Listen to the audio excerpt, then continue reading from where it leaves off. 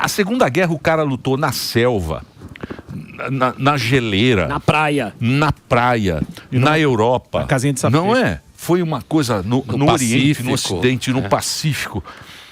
E morreu muita gente, 50, 60 milhões, e agora a gente está vendo a guerra voltar.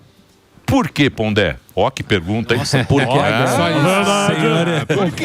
Essa é a pergunta do Einstein. Então, o que você falou até parecia o discurso do Churchill, né? Lutaremos nas praias, nos navios, nas terras. Parece o discurso dele. Então, essa pergunta o Einstein faz ao Freud em 1932. Quer dizer, entre a Primeira e a Segunda Guerra. Então, quando eles falam de guerra, eles estão na memória recente a Primeira Guerra, que já foi um massacre. Não igual à segunda, mas foi um puta do massacre. E aí o Einstein pergunta assim, por que a guerra? A gente desenvolve ciência e usa a ciência para fazer bomba, avião, né? Já na primeira. A gente é racional e por que a gente continua se matando? O Einstein tem uma pegada assim, quando você lê na carta, parece uma coisa meio iluminista, sabe? Aquela expectativa da melhoria histórica. Aí vem o Freud, sendo Freud, né? E diz assim, olha, a gente tem um instinto de destruição, conhecida a pulsão de morte aqui no Brasil, né?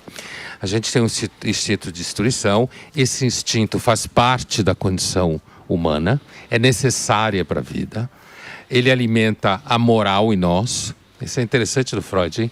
A moral faz a gente sofrer. Então a gente tem que pôr para fora um pouco disso daí, e isso é violento muitas vezes. Então, o que o Freud diz basicamente é o seguinte, Emílio. Existe em nós um homem primevo, como ele gostava de falar, né? Ou pré-histórico. E esse homem, ele é mais perene, resiste muito mais ao tempo do que o homem civilizado. O homem civilizado se perde, desmancha o mecanismo civilizador. E o homem pré-histórico está sempre lá dentro, pronto para atacar. Quer dizer, por mais que a gente tenha tecnologia, sempre tem um homem apertando o botão ali, né? E ele pode apertar para cair bomba, assim como ele pode apertar para fazer um exame de imagem e salvar uma vida. Exato. Mas, né? É a característica de toda a tecnologia.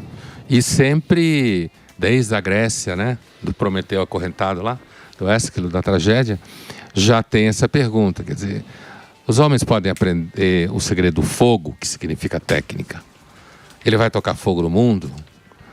Ele não devia ter o segredo do fogo? E nós estamos aí, a gente pisa na jaca mesmo.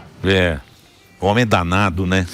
É legal isso aí, né? Porque se você pensar bem, se você pensar, é isso mesmo. Opa. É isso mesmo. É assim que é o negócio.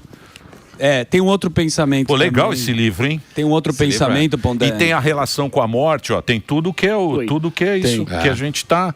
E eles falam, outro dia eu tava vendo alguém falando que ele fala o seguinte, que o mundo, que nós estamos num nó cego, que ninguém consegue mais desatar esse nó que nós chegamos agora. Será que vai ser outra carnificina? Porque a Segunda Guerra foi nos Estados Unidos, que ficou 10 anos sem um crime nas cidades. Então, não dá para prever, né? Assim, a Europa, que foi a matriz dessas duas grandes carnificinas, ela de fato, depois de duas guerras e todas as guerras que teve no 19, ela sossegou nos últimos tempos. Né? Os europeus vendem a mãe, mas não vão para a guerra. Sim. Né? Sim. Então ali, aquele núcleo, ele está meio esfriado, é difícil imaginar. Nem o Putin, porque o Putin não tem soldado, não tem jovem, né? Não tem bombatum, como não pode jogar. Né? Então fica nessa coisa empatada com a Ucrânia. Você tem alguns núcleos. O Oriente Médio é sempre explosivo, mas não acredito que imediatamente ele produza uma guerra mundial, apesar que tem carnificina, mas um número menor. É sempre trágica. Existe a eterna tensão de se Estados Unidos e China vão entrar em guerra, mas eu e muita gente suspeita que, por agora, não parece ser o interesse da China nem dos Estados Unidos.